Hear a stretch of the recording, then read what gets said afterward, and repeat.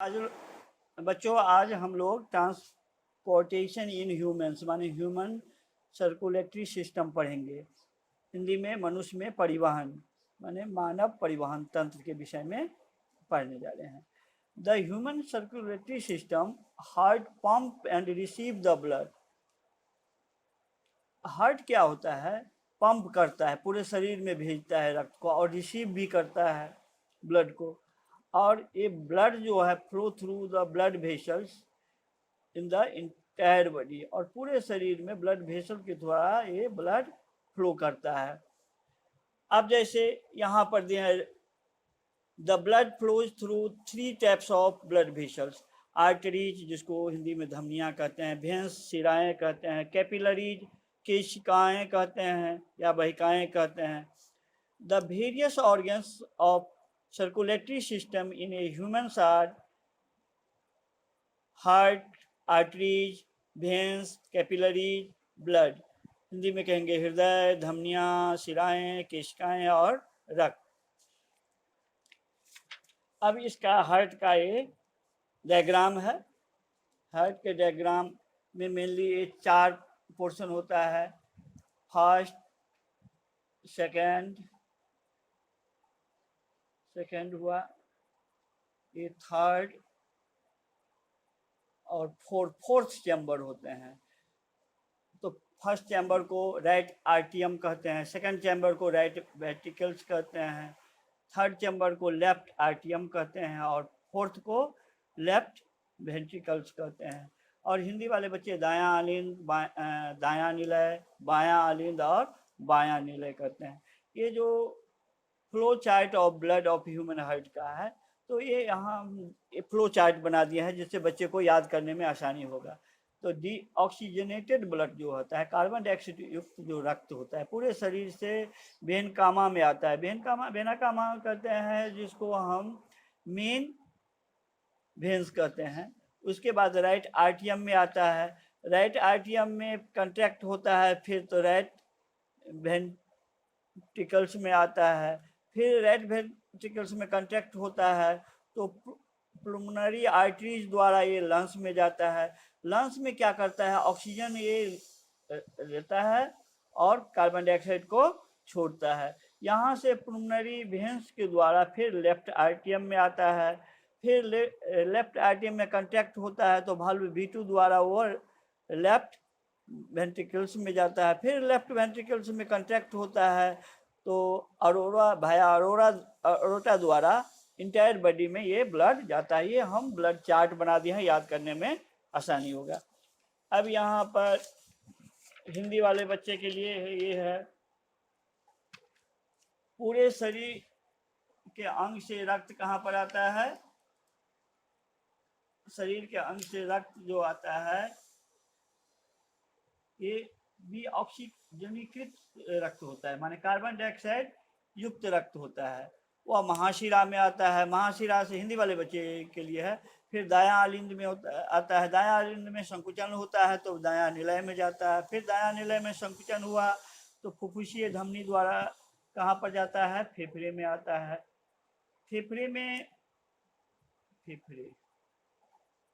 फेफड़े में आता है और ये फेफड़े से फिर फुफ्फुसीय शिरा द्वारा, फेफड़े में क्या होता है, ऑक्सीजन ग्रहण करता है और कार्बन डाइऑक्साइड यहाँ पर छोड़ देता है रक्त। और फिर ऑक्सीजन युक्त रक्त कहाँ से? फुफ्फुसीय शिरा द्वारा बायां आलिंद में पहुँचता है। फिर बायां आलिंद में संकुचन होता है तो बायां निलय में जाता है। फिर बायां निलय में संकुचन द्वारा महाधमनी द्वारा पूरे शरीर के कोशिकाओं तक ऑक्सीजन युक्त रक्त पहुँचता है। अब हम हार्ट के विषय में यहाँ पर थोड़ा लिख दिए हैं, जो यहीं पर जो चार्ट बना है उसी के अनुसार यहाँ पर लिख दिए हैं। द हार्ट इज रफली triangular in shape. Triangular shape का होता है। It is a made of special muscle. Special muscle का बना होता है जिसको कार्डिक मसल्स भी कहते हैं। क्या कहेंगे? Cardiac muscles. अब the heart has a 4 chamber. इसमें 4 चैम्बर होता है जो हम पहले बताए थे। अपर 2 चैम्बर्स और को हम आर्टियम कहते हैं और द लोअर 2 चैम्बर्स को क्या कहेंगे? वेंट्रिकल्स कहते हैं। तो they are 4 chambers are right आर्टियम दायां आलिंद, लेफ्ट आर्टियम बायां अलिंद, राइट वेंट्रिकल्स दायां अलिंद और लेफ्ट वेंट्रिकल्स बायां अलिंद होता है। अब आते हैं हम लोग आगे बढ़ते हैं और उसको इंग्लिश में हम डेराइव कर दिए, लिख दिए हैं। जैसे ये फ्लो चार्ट है, ब्लड फ्लो चार्ट, उसी को लिखते हैं, कैसे कैसे रक्त हमारे हृदय में पहुंचता है। The deoxygenated blood from all the cells of entire body comes through a veins in vena cava। वेने कामा में पहले आता है, वेने कामा माने main vein, वेने comma connected with है राइट आर्टियम से कनेक्ट होता है।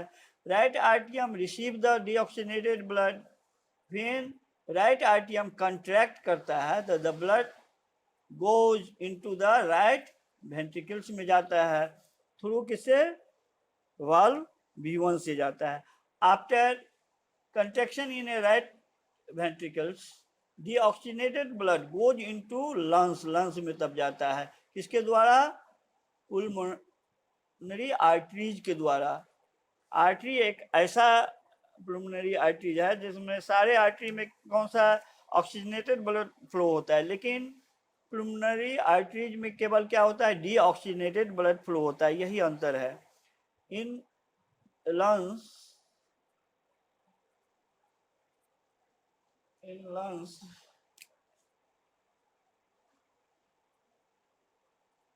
ब्लड रिलीज कार्बन डाइऑक्साइड, वहां पर लंग्स में क्या होता है, ब्लड कार्बन डाइऑक्साइड को रिलीज करता है, माने छोड़ देता है, blood release and take oxygen, oxygen लेता है। और now blood becomes oxygenated blood, अब ब्लड क्या हो गया, ऑक्सीजनेटेड ब्लड हो गया, ऑक्सीजन युक्त रक्त हो गया। Now oxygenated blood pass into left आर्टियम, तब लेफ्ट आर्टियम में आता है ये।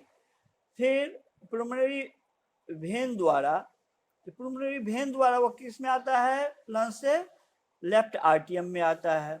आफ्टर कंट्रैक्शन ऑफ लेफ्ट आर्टियम ब्लड गोज लेफ्ट वेंट्रिकल्स में आता है with through the valve V2। After the contraction of left ventricles blood goes into aorta, और महाधमनी में तब आता है, अरोटा में, और थ्रू अरोटा एंड आर्टरीज, जितनी धमनियां द्वारा वह फिर सेल्स के में जाता है, जितने सेल्स है शरीर के सारे शरीर में जाता है। तो उसी का हम डिटेल में लिख दिया, ये हिंदी वाले बच्चे लिख लेंगे, वही चीज है। अब है difference between arteries and veins, धमनियों और शिराओं में क्या अंतर, ये पूछा जाता है पेपर में। तो कैरीज, अब धमनी आर्टरीज के विषय में लिखा है, धमनियों के विषय में लिखा है, और वेन्स के अलग अलग। कैरीज ऑक्सीजनेटेड ब्लड को कैरी करता है, लेकिन कौन सा, पुल्मोनरी जो आर्टरी होता है वो ऑक्सीजनेटेड ब्लड को कैरी नहीं करता है, ये क्या करता है, डीऑक्सीजनेटेड ब्लड को कैरी करता है, जो हम आगे पहले पढ़ लिए हैं। Carries deoxygenated blood from the body part two heart, body part से हार्ट तक ये क्या, कौन सा लाता है, डीऑक्सीजनेटेड ब्लड लाता है। लेकिन एक्सेप्ट में है पुल्मोनरी वेन्स, पुल्मोनरी वेन्स में डीऑक्सीजनेटेड ब्लड फ्लो नहीं करता है, इसमें ऑक्सीजनेटेड ब्लड फ्लो करता है। अब देखो दूसरा है एल्सो कॉल्ड डिस्ट्रीब्यूटिंग वेसल्स, उसको रक्त को डिस्ट्रीब्यूट करने वाले वेसल हम आर्टरीज को कहते हैं, और शिराएँ को, वेन्स को एल्सो कॉल्ड कलेक्टिंग वेसल्स कहते हैं।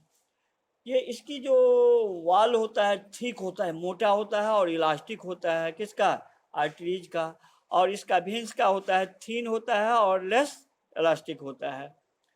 तो हम लोग आर्टरीज और वेन्स के विषय में पढ़ लिए।